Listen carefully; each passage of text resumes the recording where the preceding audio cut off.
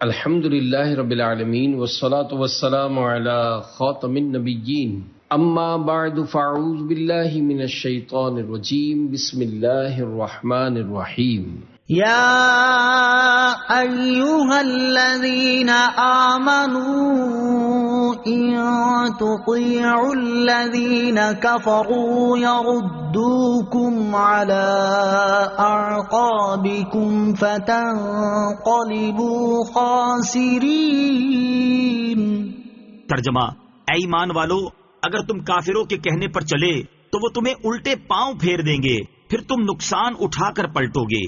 ان تطیعوا الذین کفروا، اگر تم کافروں کی اطاعت کرو گے۔ تفسیر: یہاں مسلمانوں کو بہت واضح الفاظ میں سمجھایا گیا ہے کہ اگر تم کافروں کے کہنے پر چلو گے یا ان کے پیچھے چلو گے، خواہ وہ یہودی ہو یا عیسائی یا منافق یا مشرک، جس کے کہنے پر بھی چلو گے وہ تمہیں کفر، بے دینی، بد عملی اور اللہ تعالیٰ کی نافرمانی کی طرف ہی لے کر جائیں گے، اور اس کا نتیجہ یہ نکلے گا کہ تم آخرت کے ساتھ ساتھ اپنی دنیا بھی تباہ کر بیٹھو گے۔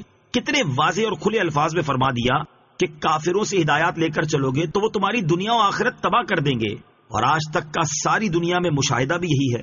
لیکن حیرت ہے کہ ہم پھر بھی اپنا نظام چلانے میں، اپنے کردار میں، اپنے کلچر میں، اپنے گھریلو معاملات میں، اپنے کاروبار میں ہر جگہ کافروں کے کہنے پر اور ان کے طریقے پر ہی چل رہے ہیں، جس سے ہمارا رب کریم عز و جل ہمیں بار بار منع فرما رہا ہے۔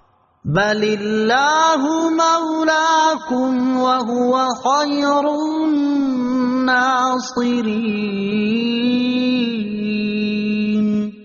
ترجمہ: بلکہ اللہ ہی تمہارا مددگار ہے اور وہی سب سے بہترین مددگار ہے۔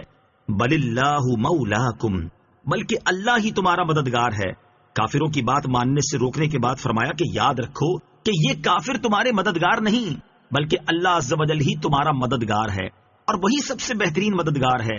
لہٰذا تم اس کی اطاعت کرو، کیونکہ ہر ایک اپنے مولا کی اطاعت کرتا ہے، تو جب اللہ عز و جل تمہارا مولا ہے تو تم اسی کی اطاعت کرو۔ سنلقی فی قلوب الذین کفروا الرعب بما اشرکوا باللہ ما لم ينزل به سلطانا ومأواهم النار وبئس مثوى الظالمین۔ ترجمہ: ان قریب ہم کافروں کے دلوں میں روب ڈال دیں گے، کیونکہ انہوں نے اللہ کے ساتھ ایسی چیز کو شریک ٹھہرایا جس کی اللہ نے کوئی دلیل نہیں اتاری، اور ان کا ٹھکانہ آگ ہے، اور وہ ظالموں کا کتنا برا ٹھکانہ ہے۔ سنلقی فی قلوب الذین کفروا الرعب، ان قریب ہم کافروں کے دلوں میں روب ڈال دیں گے۔ اس آیت میں غیب کی خبر ہے۔ جب ابو سفیان وغیرہ جنگ احد کے بعد واپس ہوئے تو راستے میں خیال کیا کہ کیوں لوٹ آئے، سب مسلمانوں کو ختم کیوں نہ کر دیا، حالانکہ یہ اچھا موقع تھا۔